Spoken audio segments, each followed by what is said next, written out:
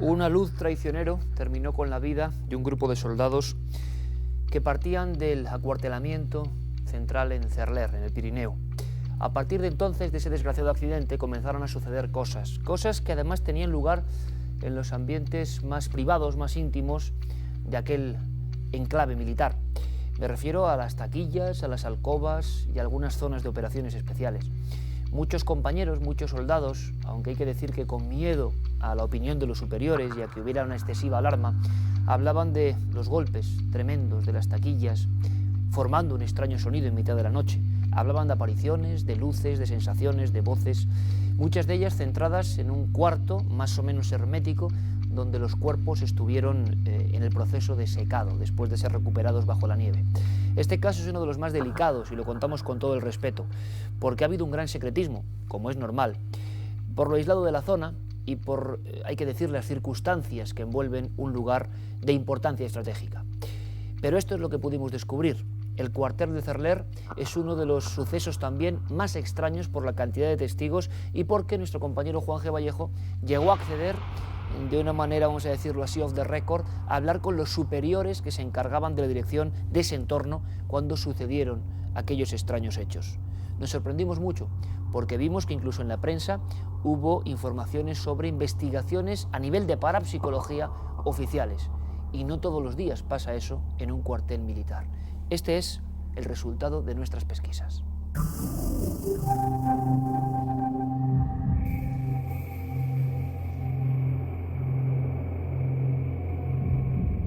Somos conscientes en Cuarto Milenio de que casi nunca pasa nada. Me refiero a las investigaciones in situ, a esos lugares marcados por la leyenda, a esos lugares tenebrosos. Llegamos allí y parece que el misterio escurridizo, como siempre, nos esquiva. Pero en esta ocasión todo cambió. Nuestro equipo, en primera persona, se encontró con algo. No sabemos qué es, pero sabemos que genera una especie de sensación desasosegante. Estoy seguro que les va a ocurrir lo mismo. Caminar por este lugar, desde luego, no deja a nadie indiferente. Les invito a este viaje, a conocer precisamente ese enclave, la vieja casa, el viejo cuartel abandonado. A lo largo y ancho de nuestro país, hay diferentes grupos de personas que continuamente buscan lugares abandonados. Casas vestidas por lo lúgubre y por lo tenebroso, pensando que en su interior pueden existir energías o presencias que quizá vivan a caballo entre este y otros mundos.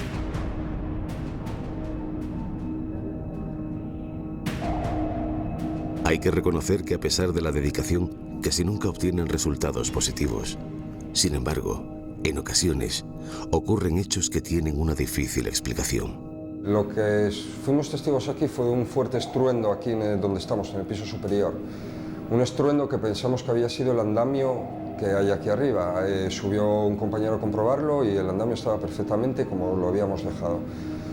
Aparte de que los detectores de movimiento detectan en un abanico 90 grados, 6 metros, y saltaban repetidamente, sin motivo ninguno, que produciera ese fenómeno, por lo menos físico a nuestros ojos. El grupo asturiano Geipo está integrado por varios aficionados al misterio, que se esfuerzan en obtener grabaciones presuntamente paranormales o psicofonías en casas abandonadas. Llevan ya casi 2 años recorriendo diferentes lugares, pero jamás hasta ahora se habían topado con un enclave en donde lo misterioso les saliese al encuentro.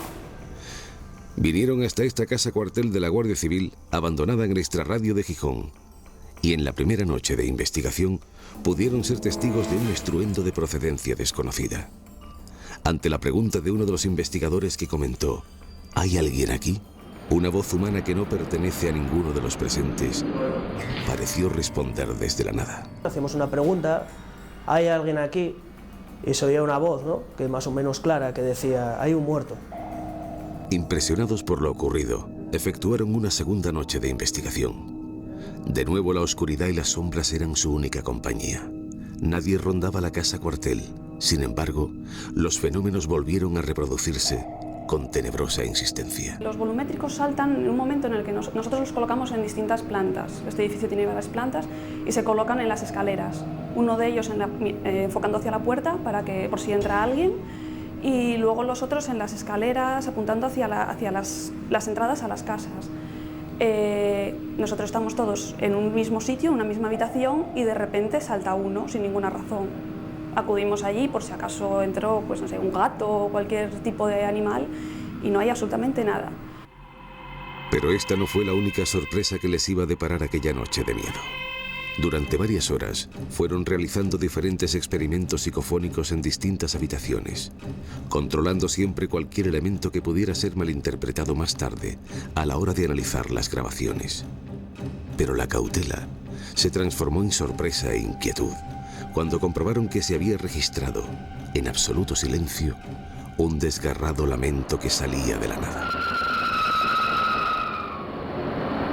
Escuchamos las grabaciones y se oyen otra vez psicofonías o gemidos de mujeres, casi todo de femenino, ¿no? Hasta que se oye un grito en un momento determinado, un grito para mí espeluznante, ¿no? Porque se oye un grito larguísimo acompañado de un fuerte golpe, un sonido, y nos llamó mucho la atención. Como habíamos dejado grabadoras por todas las habitaciones, decidimos buscar otra grabadora y buscar el mismo momento en el que se oía en la anterior. Y efectivamente vuelve a salir. Se oye un poco quizás peor, pero quedó mejor grabado en la primera grabación que se escuchó, pero en la segunda se oye perfectamente el mismo grito de una mujer, pero un grito como si la estuviesen matando. Lo imposible volvía a aparecer de nuevo en esta casa cuartel de las afueras de Gijón. Un lugar como tantos otros, abandonado y olvidado, que quizá ocultase en su interior una explicación o un misterio. Se trataba de un desafío ante el que no podía permanecer ajeno el equipo de investigación de Cuarto Milenio.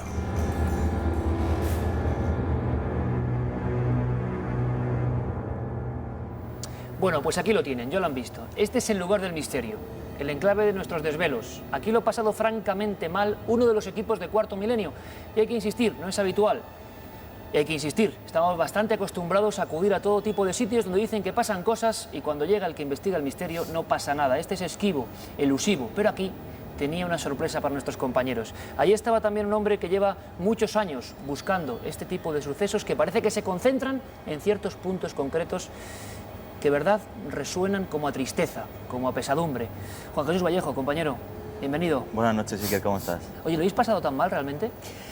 Hombre, yo nunca me ha pasado con un equipo de rodaje y puedo decir que he estado en una zona de guerra en América Latina en que la cámara, Almudena, el ayudante de cámara Pilar, llegue un momento en que por lo que está sucediendo y por la sugestión, pues lleguen incluso a plantearse, oye Juan, que entramos otra vez en la casa o no.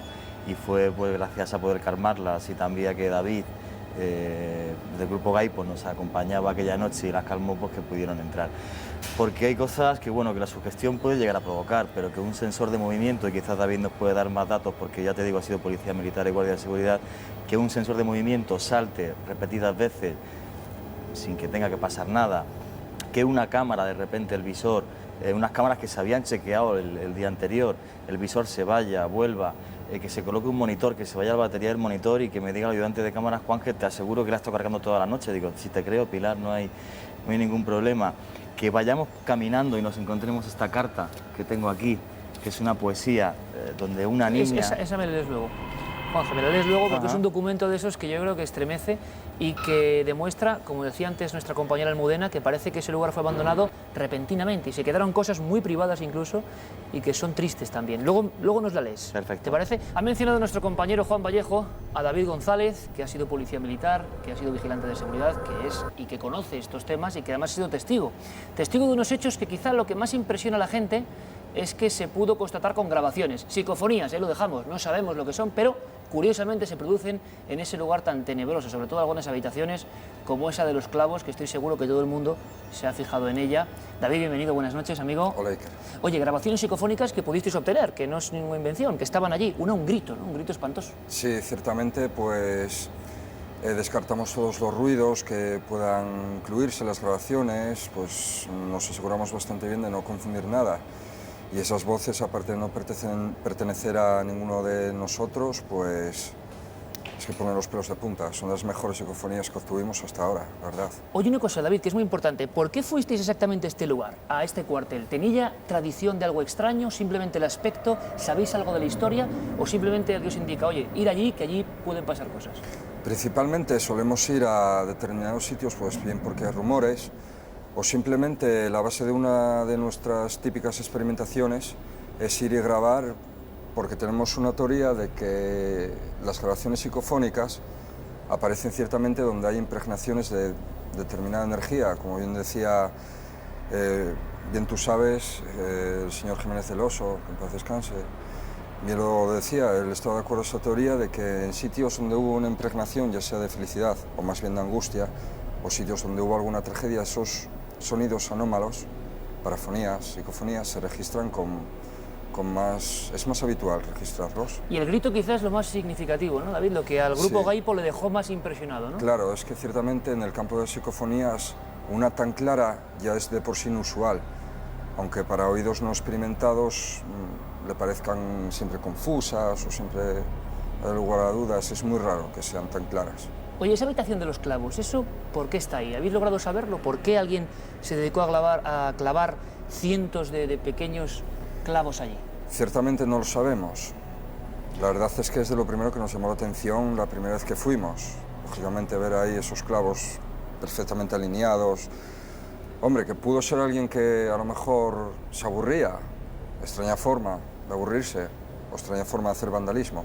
Como bien dijo... Sí, yo ahí tengo una teoría, y es que, como bien sabes, por mis viajes y las investigaciones que he hecho fuera de España sobre magia negra, vudú, santería, sí sería fácil que esa habitación de los clavos, todos los clavos que hay en la esquina, porque no olvidemos un detalle, y es que justo en la esquina, y David fue el que me lo comentó, ya estábamos de noche, efectivamente, había fuego y estaba quemado, con lo cual tiene pinta de ser parte de un ritual de magia negra que se pudo producir allí, posiblemente de vudú o santería. Yo me inclinaría más al vudú, como las famosas muñecas vudú que vemos que se linkan clavos. En este caso se podía haber quemado justo en medio de esos clavos simplemente la foto de alguien a quien se le manda una maldición. No es ninguna locura y efectivamente es bastante ciertamente fácil. La segunda vez que fuimos arrancamos varios clavos y comprobamos que la punta estaba sin oxidar. Por lo tanto, esos clavos fueron clavados cuando estaban bien. Hace mucho tiempo. Mucho tiempo, porque por el resto de la casa también podemos encontrar clavos de distintos tamaños, pero están todos oxidados y echados a perder. Hablábamos de ese grito, que es lo que se hace volver, pensar que hay realmente algo que Sí. investigar. Y una cosa muy importante, amigos de Cuarto Milenio, esto es una casa cuartel, quede ante todo y bien clara nuestra apreciación, nuestra admiración por el cuerpo de la Guardia Civil. Tenemos muchos amigos que no vean esto, por favor, como una especie de ofensa. Esto puede pasar en cualquier casa y de la circunstancia de que en este lugar deshabitado pues ha pasado. Y queremos investigar y queremos que ustedes analicen ese grito. Bueno, algo pudo provocar ese grito, luego lo comentamos, ¿vale? Lo escuchamos de nuevo.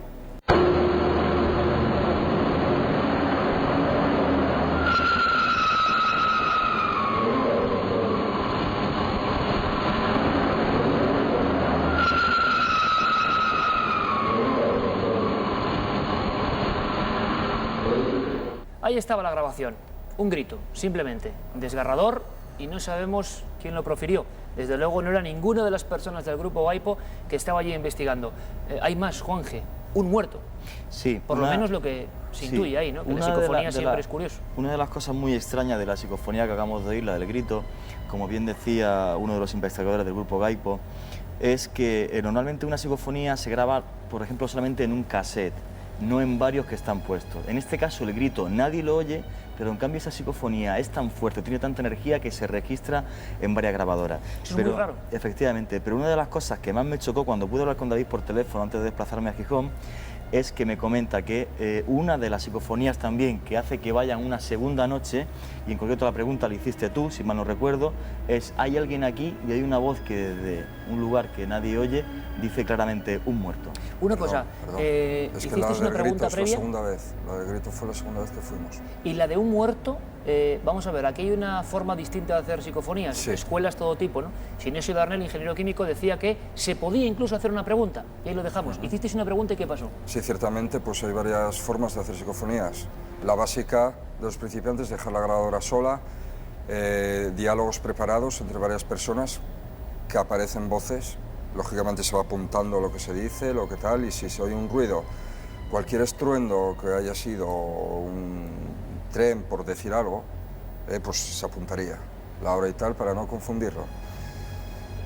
Pues sí, pues era ciertamente la técnica de soltar una pregunta al aire, por turnos, de los que estábamos presentes, todos en total silencio, y esperar 30, segundos a un minuto. ¿En la habitación de los clavos? En la habitación de los clavos no, lo hicimos próxima ahí, pero en la habitación de los clavos no. En la habitación de los clavos había siempre una de las grabadoras, la llevamos puesta con auriculares para oír los ruidos amplificados, más que nada, no porque se escuchen las psicofonías, sino porque se oye mejor todo, lo que nos pueda confundir también. ¿Cuál fue la pregunta, David, que hicisteis para que surgiese ese un muerto? En una habitación que hay, totalmente cerrada, emparedada las ventanas, con hormigón, toda llena de insectos, con un olor a humedad, pero que casi no se podía respirar, y muy oscura, no entraba nada de luz. Pues ahí empezamos a hacer unas preguntas. Fue la pregunta, ¿hay alguien en esta habitación? Y a los pocos segundos suena una voz que dice, ¡un muerto! Bueno, esa es la grabación, escúchenla y ustedes deben opinar. ¿Hay alguien en esta habitación?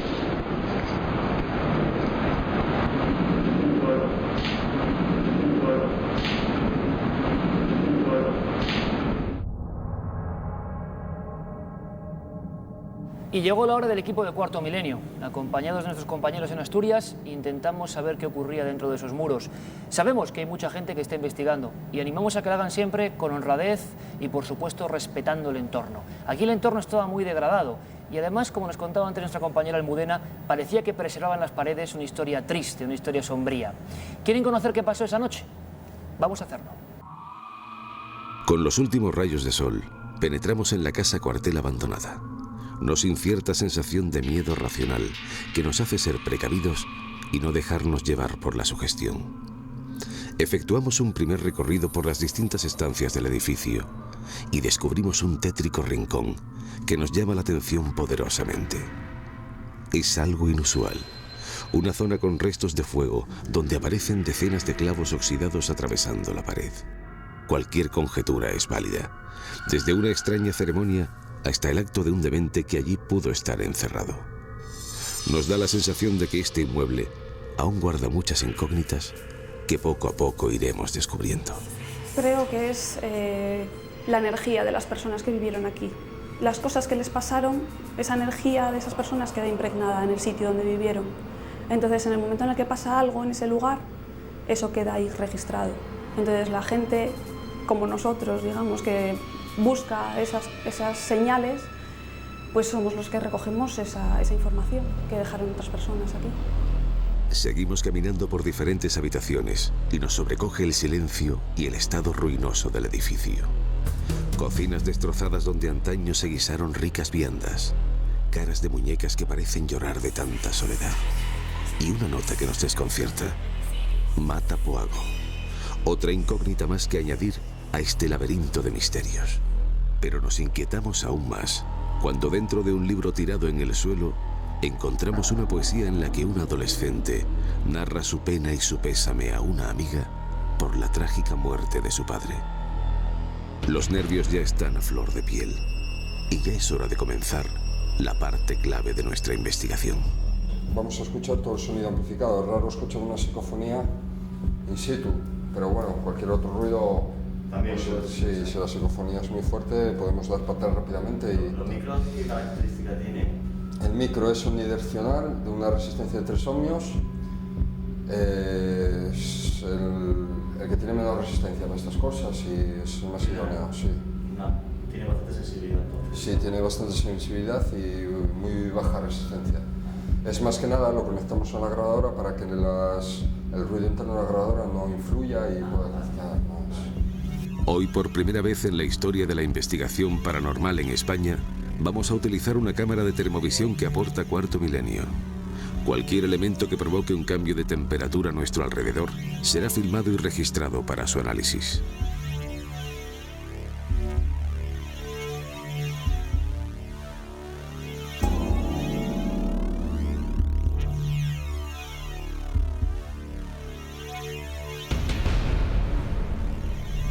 Las grabadoras comienzan a funcionar.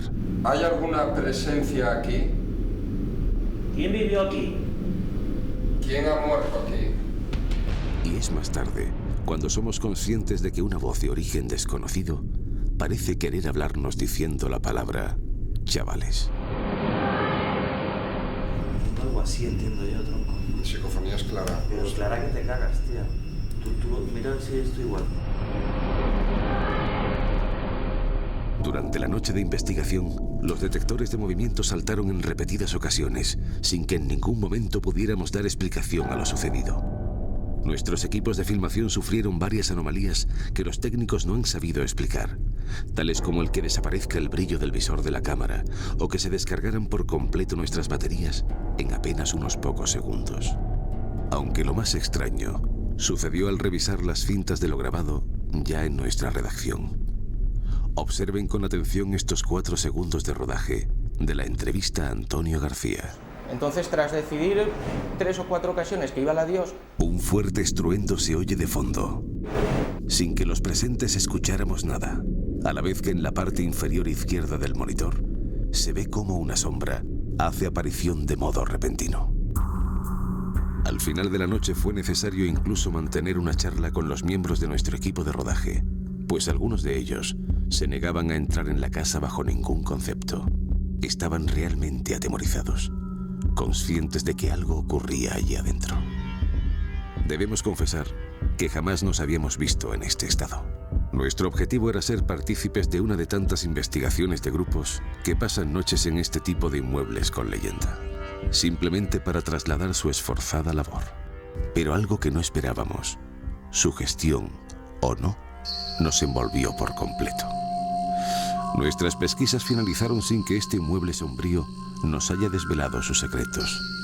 Sin embargo, experiencias como esta nos empujan a seguir indagando, a seguir haciéndonos preguntas y a seguir sintiendo el escalofrío certero que, al margen de cualquier lógica, algunos lugares son capaces de proporcionar. En la noche de investigación, nuestros compañeros encontraron elementos muy curiosos. Quizá no sea la técnica novedosa de la termovisión, nunca antes empleada en una investigación. Lo decimos porque también hay quien asegura que cuando aparecen energías extrañas, por ejemplo, hay un gran descenso de la temperatura o termogénesis. No encontramos nada. Lo que sí encontramos son otros elementos mucho más difíciles de medir, elementos que sin duda van al fondo de las emociones, elementos como esa carta, Juan G. Vallejo. Pues sí, tengo que decir antes de nada 2 cosas. Primero, respecto a la Benemérita, que soy hijo del cuerpo, y mis primeros pasos los di en el cuartel de Las Palmas de Granada. Y segundo, que siempre que colaboramos con algún grupo como Gaipo, es un grupo que no tiene ningún tipo de ánimo de lucro.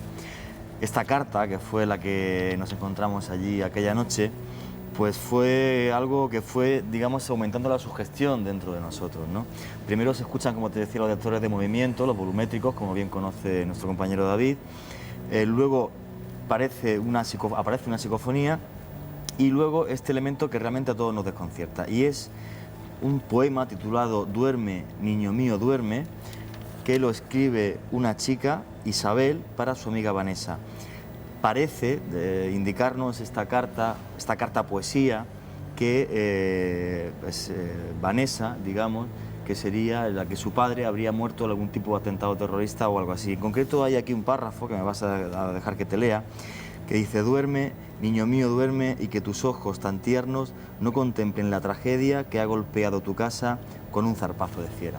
Esto fue uno de los elementos que hizo, digamos, que poco a poco fuera subiendo entre nosotros, digamos, esa tensión, ¿no? Entre el equipo de cámaras también. Otra nota, como por ejemplo Mata Poago, que parece que uno de ellos es un pueblo, ¿no? Sí, Poago es un pueblito que hay cerca de donde estábamos, David lo conoce bien. Hablé con la Benemérita, con la Guardia Civil, que estuvo aquella noche allí con nosotros también, un par de agentes pasaron, y Mata es un apellido que es bastante común en este pueblo de Poago, con lo cual no sería en principio no sería ningún tipo de amenaza ni nada así, sino sería alguna nota referente al apellido Mata y a Poago, que es un pueblo que hay cercano a donde está el cuartel.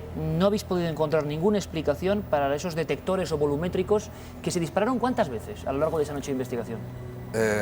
Juan G. lo sabe, que al principio lo apuntábamos y ya lo dejamos, o sea, ya por común, por, no sé, cada 10 minutos, 5 según las veces. ¿Siempre en distancias? El primero que apunté fue exactamente a las 20:37 horas, fue el primer volumétrico que saltó, que bajamos corriendo, hasta David se rompió la camiseta porque se enganchó en un clavo unas veces que bajábamos.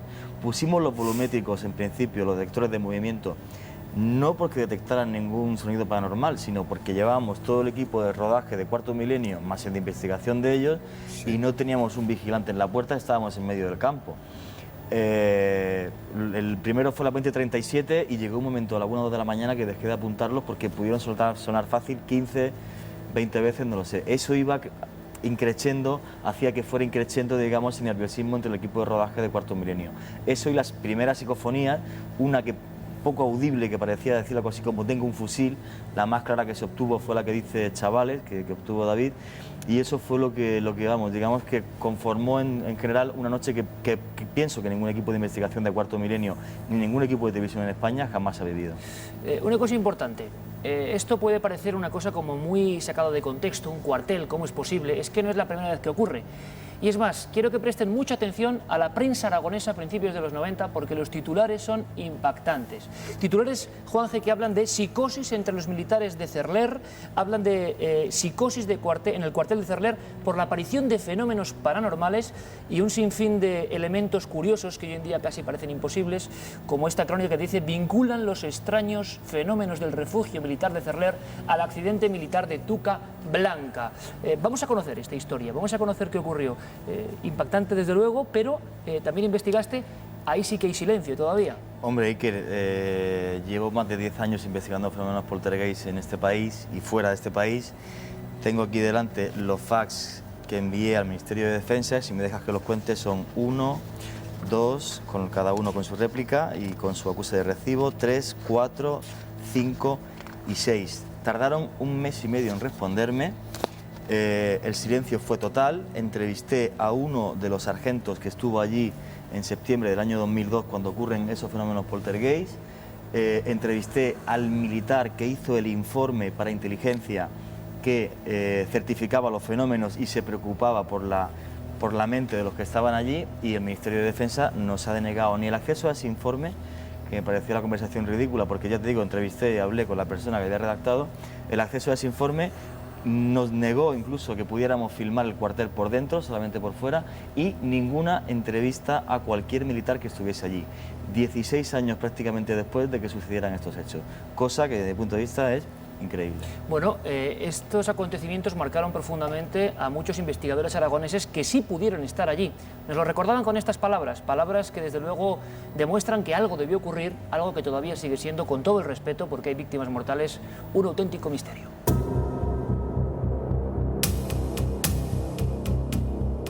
El tema Cerler puede ser uno de los más importantes de España precisamente por los testigos militares, para nada influidos por ningún otro antecedente, sino que allí sucedían unos fenómenos que los estaban viviendo. Ellos veían como, por ejemplo, en las propias taquillas, en las taquillas de donde dormían, de repente escuchaban golpes enormes, pum, pum, y aparecían totalmente machacadas, con hoyos y demás. O sea, allí estaban pasando cosas, y no solamente a unos, sino que volvían otros de reemplazo y te volvías a encontrar con que allí otras personas, otros militares, otros soldados te estaban contando lo mismo, más o menos, o una taquilla, o la ventana, o luces extrañas. Por las referencias que me daban el señor este, era con respecto al fallecimiento de unos chavales en una luz, en unas maniobras de nieve. Y entonces se cree que eran los espíritus, dijéramos, de estos chavales que estaban en el cuartel. Y es un fenómeno que duró muy poquito tiempo. O sea, o lo escondieron muy bien, en una palabra.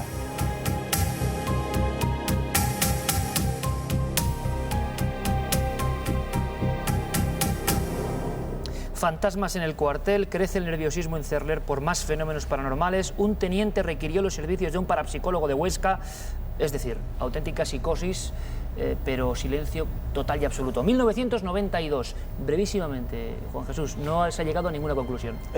Hombre, es la investigación más complicada que he hecho en mi vida de fenómenos poltergeist por la negativa del Ministerio de Defensa a dar cualquier dato, a suministrarme cualquier entrevista, habiendo hablado con los testigos. ¿Qué es lo que sucede aquí que me parece increíble? En el año 91, en concreto en marzo, hay una luz en el monte de Tuca Blanca en el que fallecen 9 militares. Desde entonces hasta septiembre del año 1992 no ocurre en el cuartel absolutamente nada. Es justo cuando empiezan las tormentas de otoño cuando algunos soldados dicen que empiezan a ver luces por el monte hay algunos que dicen que ven espectros o figuras, hay incluso uno que hace varios disparos contra uno de esos espectros. ¿Que llega a disparar? Llega a disparar, ese soldado se le cambia de cuartel, tal y como estuve hablando con uno de los militares que estaban en aquel momento al mando del cuartel y que, repito, me han negado el que pueda hablar públicamente. Lo curioso de esto además, ¿cuál es? No solamente que alguien dispare, sino que, por ejemplo, estaban convencidos los soldados de que eran los fantasmas de los muertos en el talud de Tucablanca los que aparecían por allí. ¿Qué fenómenos poltergeist ocurren allí, tal como investigó Ángel Briongos o José Miguel Trayero, o como pude constatar yo con algunos militares? Bien, por ejemplo, el que las taquillas donde estuvieron los cadáveres, estuvimos muy cerca de los cadáveres de ahí, las taquillas se oían golpes por la noche, incluso abolladuras en algunas taquillas. Un fenómeno poltergeist que me parece casi increíble es que una de las noches los platos y los vasos del bar, de la cantina, hay un gran estruendo. Este señor con el que yo hablo, de cargo sargento, tiene la llave de la cantina, abre la cantina y lo curioso es que los platos y los vasos están en el suelo pero ninguno está roto. Hay unos soldados que comentan que un casquillo de bala de cañón que hay, que utilizaban como cenicero, de repente vuela un par de metros o tres. O sea, la magnitud de los fenómenos poltergeist me parece exagerada. Entonces, para mí hay solamente dos posibilidades o dos teorías respecto con los fenómenos poltergeist que solamente duraron, según me dijo este mando, 2 meses. Una de ellas es que realmente sea un poltergeist real, que hubiera fenómenos anómalos por fantasmas o por lo que sea, efectivamente. Y la otra, que hubiera algún tipo de plan por parte de los militares por jugar con la psicología de los que estuvo allí. Me explico por qué. Porque el señor que hace el informe de los fenómenos paranormales que ocurren en el cuartel, al que tuve el gusto de entrevistar en Huesca, en la ciudad de Huesca, me dijo que la inteligencia militar solamente le dijo que investigara cómo estaba el estado psicológico de los soldados. Puede ser algún tipo de caso como los famosos de MK Ultra en Estados Unidos o algo así. El caso es que el general Antonio Lucas fue el que directamente selló la boca de todos los que estaban allí, y hoy día Defensa, pues más de una década después, sigue negando que existan informes o que allí pasará absolutamente. Bueno, documentos que ha recogido nuestro compañero Juan G. Vallejo, todo un clásico de la investigación de fenómenos extraños en Aragón, un cuartel, documentos periodísticos por lo menos que tenemos aquí en la mano, y silencio después. Por cierto, aquí estamos para romper el silencio. Si alguien sabe algo, si alguien vivió esos hechos, si alguien se atreve a contarlos, aquí estamos para escucharle, para comprender y para investigar. Investigar será lo que sigan haciendo seguramente los miembros del Grupo Gaipo. David González ha estado con nosotros, además delegado en Asturias de Mundo Parapsicológico. David, ¿qué se puede hacer ahora? ¿Qué vais a seguir haciendo en ese cuartel? Pues intentaremos averiguar más sobre su historia. La historia es la clave, ¿no? Sí, es la clave, es lo que queda. Investigaciones de campo ya hemos hecho ahí bastantes por el momento. Ya tenemos bastante material y tal, lo que hay que averiguar es más la historia, pues a trabajar en biblioteca, testimonios, lo que podamos. A ver si con esa idea multidisciplinar sabemos, por ejemplo, quién fue Isabel y si realmente hubo cosas realmente tristes, que ojalá no y nos equivoquemos. David, muchísimas gracias por tu visita. Muchas gracias, Juanje. Muchas gracias, Iker.